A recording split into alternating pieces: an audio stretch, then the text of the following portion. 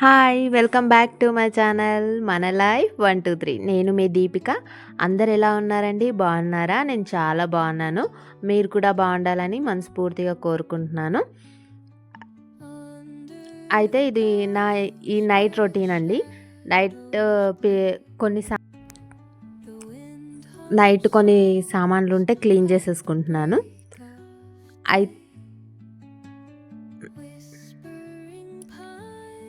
అవన్నీ నీట్గా క్లీన్ చేసేసుకుంటున్నాను. క్లీన్ చేసుకున్న తర్వాత నా నైట్ రొటీన్ చూపిస్తానండి. ప్లీజ్ అండి, నా వీడియో మీకు కనుక నచ్చినట్టయితే ప్లీజ్ లైక్ చేసి షేర్ చేసి కామెంట్ చేయండి. కొత్తగా చూస్తున్న వాళ్ళైతే ఖచ్చితంగా లైక్ చేయండి, సబ్స్క్రైబ్ చేసుకోండి. ప్లీజ్ మీ లైక్ నాకు చాలా ఇంపార్టెంట్.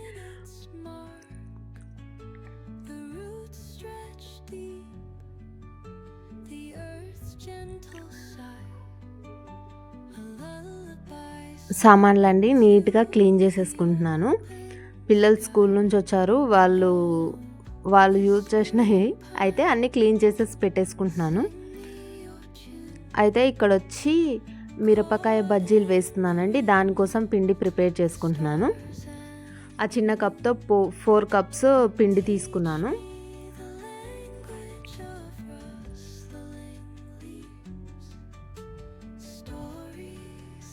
దాంట్లోనే రుచికి సరిపడా సాల్ట్ వేసుకుంటున్నాను. అయితే కొంచెం అల్లం వెల్లుల్లి పేస్ట్ నేను వేస్తానండి. అల్లం వెల్లుల్లి పేస్ట్ అందుకోసమని అల్లం వెల్లుల్లి పేస్ట్ వేసాను. అయితే వంట సోడా వేయాలి. మరీ ఎక్కువ వేయకండి, ఎక్కువ వేస్తే ఆయిల్ పీల్చేస్తాయి. కాబట్టి చిటికెడు వేస్తే సరిపోతుంది. అవన్నీ పిండిలో కలిసేటట్టు బాగా కలుపుకోవాలి. కలుపుకున్న తర్వాత కొద్దిగా వాటర్ వేసి మిక్స్ చేసుకోవాలి. చెయ్యితో కలపడం కంటే ఇట్లా విస్కర్తో కలిపితే చాలా ఈజీగా మిక్స్ అయిపోతుందండి పిండి. చాలా మనకు అంత ఇబ్బందిగా అనిపించదు. విస్కర్తో అయితే ఈజీగా కలిపేసుకోవచ్చు పిండి.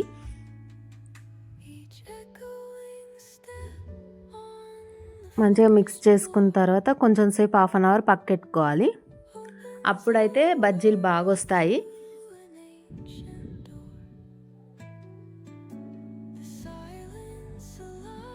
దగ్గర నుంచి చూపిస్తాను చూడండి. ఇలా కలుపుకుంటే సరిపోతుంది. మరీ లూజ్గా కలుపుకోదు, అలానే మరీ టైట్గా కలుపుకోదు. ఎలా కలుపుకున్నా ఆయిల్ పీల్చేస్తాయి. అయితే నేను అది మిక్స్ చేసి 1/2 అవర్ అవుతుంది. అయితే బాండి పెట్టుకొని ఆయిల్ వేసుకుంటున్నాను. ఆయిల్ హీట్ చేసుకుంటాను. ఆయిల్ హీట్ అయ్యేలోపు పచ్చిమిర్చిని కట్ చేసుకుంటున్నాను, అంటే ఘాట్ పెట్టుకుంటున్నాను. అలా పెట్టుకోకుండా డైరెక్ట్గా మనం వేసేస్తే పచ్చిమిర్చి పేలే ప్రమాదం ఉందండి. ఆయిల్ అంతా పైన పడుతుంది. అందుకనే ఇలా ఘాటు పెట్టుకొని పచ్చిమిర్చి వేస్తామంటే అది పేలదు, మనకి కూడా ఏ ప్రాబ్లం ఉండదు. ఒకవేళ ఘాట్ పెట్టుకోకుండా వేస్తే ఆయిల్లో వేసిన తర్వాత పచ్చిమిర్చి పేలుతుందండి, మన పైనంతా పడుతుంది ఆయిల్. అలాంటి ప్రమాదం ఉండకుండా ఘాట్లు పెట్టుకొని వేసుకుంటే బాగుంటుంది. పచ్చిమిర్చి కూడా ఆయిల్లో మంచిగా ఫ్రై అవుతుంది, తినడానికి బాగుంటుంది. నేను పచ్చిమిర్చి ఫ్రిడ్జ్లో స్టోర్ చేసేటప్పుడు దానికి వెనకాల ఉన్న కాడలు తీసేసి స్టోర్ చేస్తానండి. ఎందుకంటే ఫ్రిడ్జ్లో పెడతాం కదా, వాటరు రావడం వల్ల ఆ కాడ అనేది ఖరాబ్ అయ్యి పచ్చిమిర్చి కూడా ఖరాబ్ అవుతుంది. దానికోసమని నేను స్టోర్ చేసుకునేటప్పుడు ఖచ్చితంగా వెనకాల ఉన్న కాడ తీసేసి బాక్స్లో వేసి స్టోర్ చేసుకుంటాను. అలా అయితే కొంచెం ఎక్కువ రోజులు వస్తాయి అన్నమాట. బజ్జీలు వేసేస్తున్నాను. మంచిగా ఎర్రగా ఫ్రై అయిన తర్వాత తీస్తే సరిపోతుంది.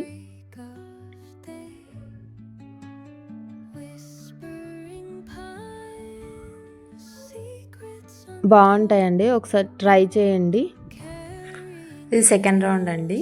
మంచిగా ఫ్రై చేసుకోవాలి.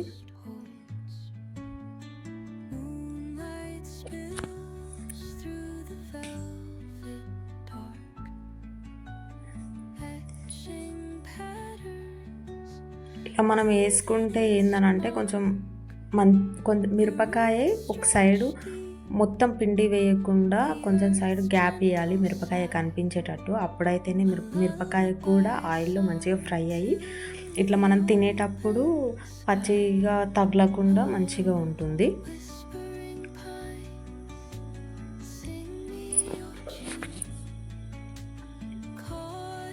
మంచిగా 2 సైడ్లు మంచిగా కాల్చుకోవాలి.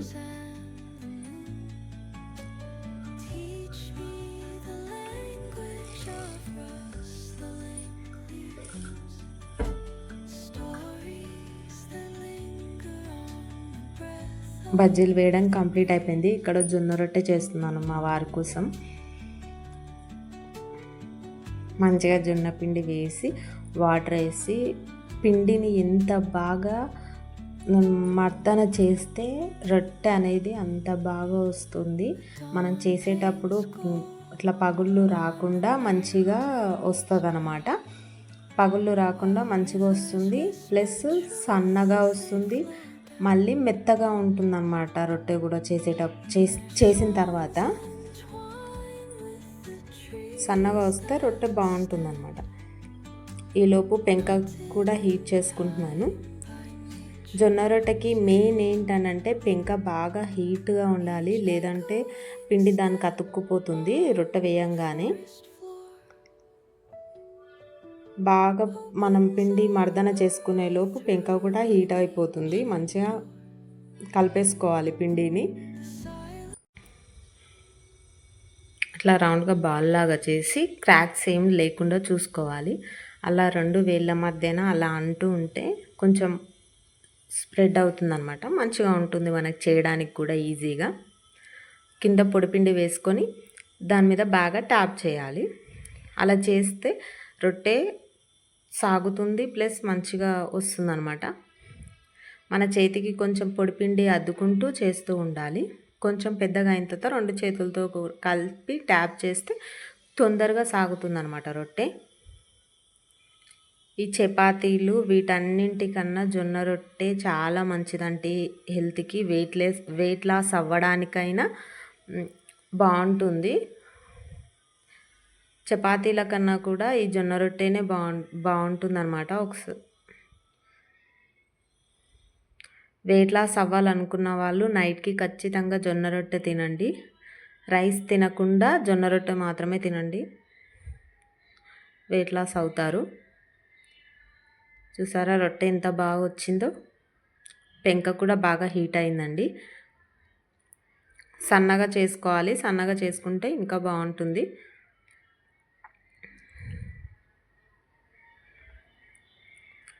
పెంక హీట్ అయిన తర్వాత రొట్టె తీసి పెంక పైన వేయడమే.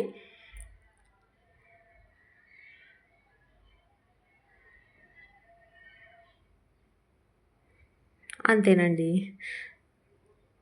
అయితే ఆ రొట్టె కొంచెం మంచిగా కాలిన తర్వాత పైన వాటర్ వేసి ఒకసారి ఆ రొట్టెకి మొత్తం స్ప్రెడ్ చేయాలి. స్ప్రెడ్ చేస్తే పొడిపిండి అనేది ఉండదన్నమాట. ఇగో ఇలా వాటర్ వేసి మంచిగా స్ప్రెడ్ చేయాలి వాటర్ని. అలా స్ప్రెడ్ చేస్తే బాగుంటుంది. రిటర్న్ తిప్పి వేసుకుంటే సరిపోతుంది.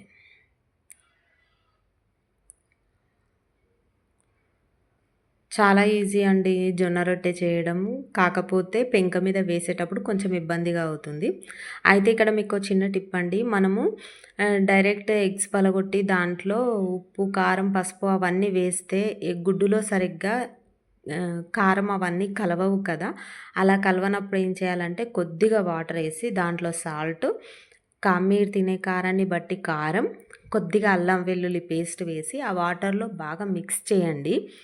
మిక్స్ చేసిన తర్వాత అప్పుడు ఎగ్స్ పలగొట్టి దాంట్లో వేయండి. ఎగ్గులో ఈజీగా కారం అనేది కలిసిపోతుంది. మనం వాటర్ వేయకుండా డైరెక్ట్ ఎగ్స్ వేసి ఎగ్స్లో కారం వేస్తే అది కలవదు, ఇట్లా ఉండలుగా ఉండిపోతుంది. అలా కాకుండా ఒకసారి ఇలా ట్రై చేయండి. ఇలా ట్రై చేస్తే ఖచ్చితంగా ఎగ్ మొత్తం కలిసిపోతుంది అన్నమాట. కారం అనేది ఎక్కడ ఉండలు లేకుండా బాగుంటుంది. ఈలోపు ఇక్కడ రొట్టె కూడా మంచిగా కాగిపోయింది. స్టవ్ పైన పెంక అలాగే ఉంచాను. అగో ఇలా మొత్తం వాటర్లో మిక్స్ చేసుకున్న తర్వాత ఎగ్స్ పగలగొట్టేయండి దాంట్లో.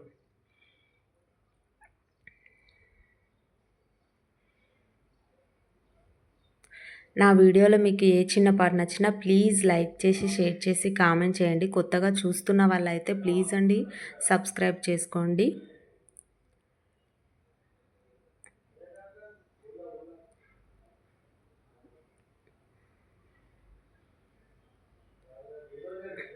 మనం ఈ వీడియో లాస్ట్ ఎండింగ్కి వచ్చేసామండి. నా వీడియో మీ అందరికీ మోటివేషన్గా ఉంటుంది అనుకుంటున్నాను. Thank you for watching. Thank you so much.